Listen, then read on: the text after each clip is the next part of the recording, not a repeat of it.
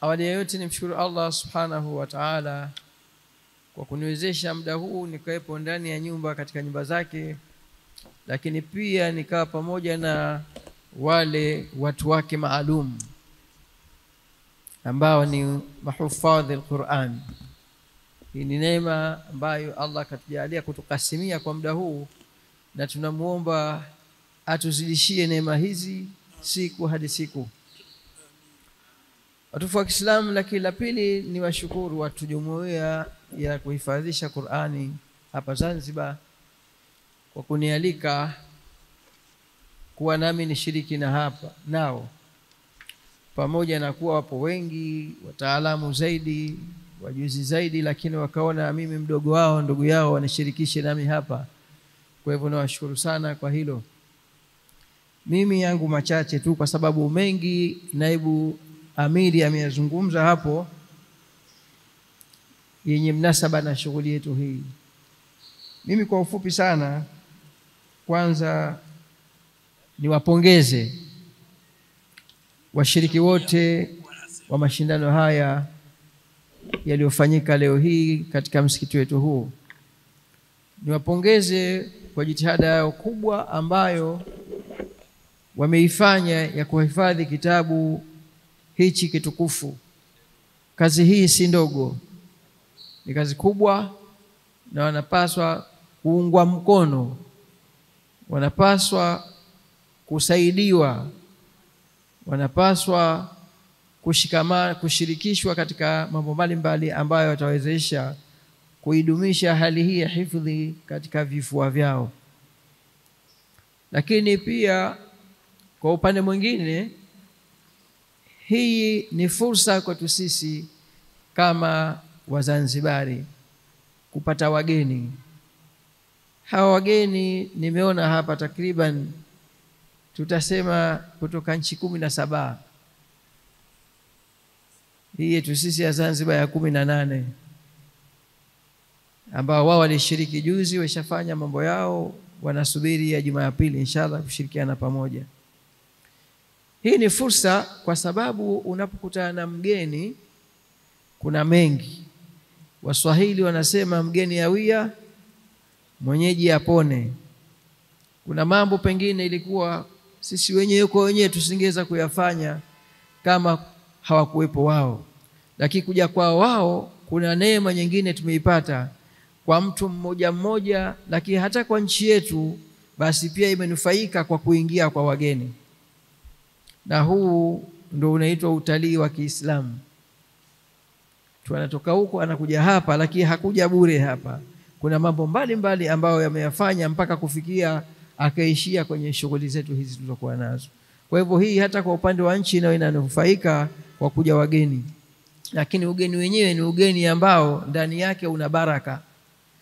Anapoingia mgeni aliyokuwa ni mpenzi wa Allah subhanahu wa ta'ala, basi katika eneo lile basi baraka hupatikana. Ni wasihi Wazanzibari wenzangu, wageni kama hawa tunataka tushirikiane nao, tushikamane nao, tuwasaidie kila hatua ambayo itawasaidia kufikia kwenye malengo yao walioyakusudia. Lakini pia kuwapongeza walimu na wasimamizi wa jumuiya hii ya kuhifadhisha Qur'an. Hii kazi kama ambavyo naibu mwenyekiti hapa, naibu amiri amesema kwamba ni kazi ya mwaka mzima walizokuwa nazo. Hii ni sehemu tu.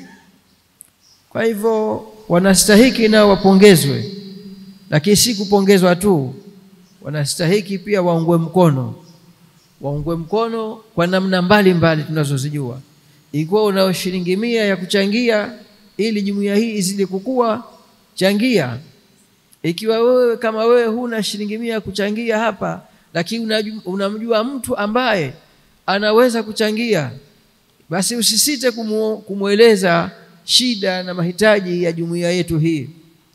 Kwa sababu kuombwa au kuomba ni kitu ambacho hakipendezi, lakini unapoomba kwa kujitakia maslahi yako binafsi, hichi ndio kilichokuwa hakitakiwi. Lakini unapoomba kwa ajili ya maslahi ya jamii, basi ni suala ambalo linakubalika kisheria. Unapoomba kwa ajili ya jumuiya, maana yake unaisaidia jumuiya. Ukiisaidia jumuiya na jumuiya nayo inakusanya vijana, inawasaidia. Kwa hivyo tunasaidiana katika kutengeneza vijana waliokuwa bora, vijana waliokuwa watiifu kwa familia zao na kwa nchi yao. Na hili ndio litapelekea kudumisha amani, upendo na mshikamano. Kwa sababu ikiwa vijana hawana utii kwa familia, hawana utii kwa nchi yao, na watakuwa watu wale ni watu waliokuwa hawana mpangilio, hawawezi kuwa wenye kusimamia kudumisha amani na maendeleo ya nchi yao. Na nchi yoyote ile bila ya amani basi haiwezi kuendelea. Kwa hivyo yote kwa yote tunatakiwa tusaidie jumuiya yetu hii, ili kwa kujua kazi wanazofanya jumuiya hizi, basi na jumuiya nayo itatusaidia kutupatia raia na wananchi waliokuwa bora, ambapo tutafikia katika malengo yetu ya kuidumisha amani katika nchi yetu. Watukufu wa Kiislamu, nilisema mazungumzo yangu ni machache, lakini niendelee kusema lile moja ambalo amiri hapa, naibu amiri alilizungumza, kutilia mkazo, kwa maana kwamba man yashghuluhu alquran wa dhikri an mas'alatin a'taytuhu afdala ma u'tiya sa'ilin.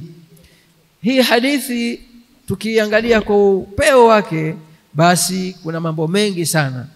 Ikiwa wewe unajishughulisha na Mwenyezi Mungu, humuombi akupe kula, humuombi akupe kivazi, humuombi chengine, basi Mwenyezi Mungu anakupa kivazi, anakupa kula, anakupa mke bora, na kama mwanamke anakupa mume bora bila ya kumuomba, kwa sababu wewe umejishughulisha nani? Na kazi yake. Kwa hivyo unapojishughulisha na kazi ya Mungu, na Allah subhanahu wa ta'ala anakuona, kwa hivyo hupati shida ile ya kuonekana kwamba una shida. Haina maana kwamba unakuwa huna shida, lakini kwa sababu nafsi yako inakuwa imepata kinaa. Wale wengine wote wanakuona tajiri. Kwa sababu ya nini? Mwenyezi Mungu akukinaisha. Ndio ukiwaona walimu wetu wa madrasa, walimu wetu, viongozi wetu wa jumuiya, hawana huoni kama ni watu wanaohangaika kwa tabu. Mambo yao yanateremka tu, kwa sababu wao wamejishughulisha na nini? Na utajo wa Allah subhanahu wa ta'ala. Kwa hivyo na sisi tushikamane na kitabu cha Mwenyezi Mungu, ili tufike pahala hizi shida hizi zituondokee bila kujijua wenyewe, bila kusumbuka nafsi. Tunawaona wengi tu, mtu unamuona ana majumba, ana mapesa mengi, ana magari mengi, lakini bado nafsi yake haijatulia. Anahangaika huku na huku kutafuta cha halali, yeye akusanya tu. Sasa kwa sababu tu wao hawakujishughulisha na nani? Na Mwenyezi Mungu subhanahu wa ta'ala. Lakini anayejishughulisha na mambo ya Mungu, basi Mwenyezi Mungu anampa utulivu wa nafsi. Hata kama anahitaji, basi humuhisi wewe mwingine kwamba huyu ni muhitaji. Kwa hivyo kwa hayo machache niseme kwamba tuendelee kushikamana Waislamu wenyewe kwa wenyewe, lakini tushikamane na wageni wetu, lakini pia tushikamane na dini yetu, hasa kitabu chetu hichi kitukufu, ili kwa kuweza kusimamia mambo yetu yote yaende kwa utulivu na upole na mshikamano. Baada ya kuyasema hayo, inshallah nawashukuru sana kwa kunisikiliza.